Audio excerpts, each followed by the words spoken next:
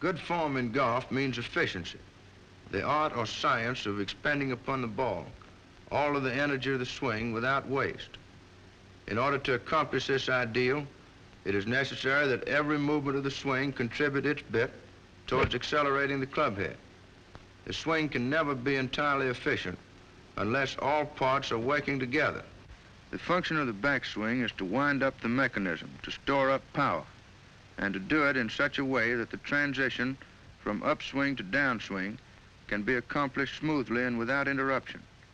It is the business of the downswing to use this stored up energy in the most effective way possible, in turning it into a well-directed, well-timed blow.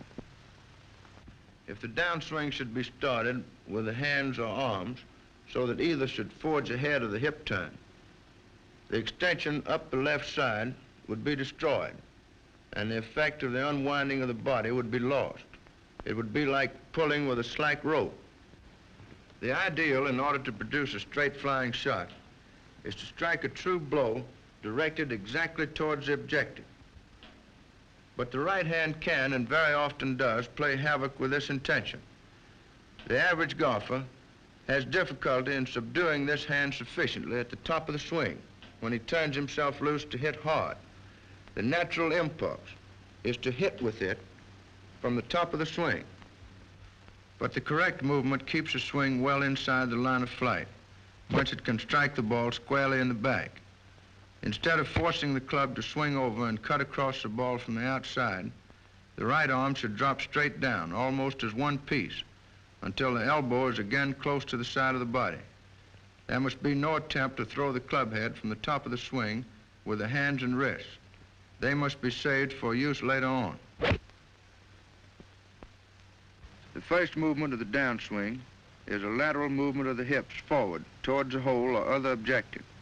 The wind-up of the hips during the backswing has turned the body around until the back is almost square to the direction of play. The shift forward takes place before any turning movement is evident. It is only a matter of a few inches, but it serves to start the flow of weight in the right direction. The backward turn away from the ball is started from the left foot, but the forward movement originates with a push off the right foot. The entire body moves a little bit forward before the hips begin to unwind. These little discs in the horizontal line will help us to examine the transition from upswing to downswing, which makes the whole business one continuous motion. At this point, the wind-up of the hips has been completed, but the club is still going back and the wrists have not attained their full angle of cocking. Between this position and the next stop, three important things will happen. The hips will shift forward until a part of the white disc will be covered. The club head will drop below the horizontal line and the hands will rise slightly above the head. The midsection of the body has started back towards the ball before the backswing of the club has been completed. A pronounced stretching is felt up the left side from the hip to the hands. The rope has been pulled taut, and now the turning movement of the hips can have its effect directly upon the club. That the wrists have kept relaxed and have responded to the movement is shown by the more acute angle between the left arm and the shaft of the club.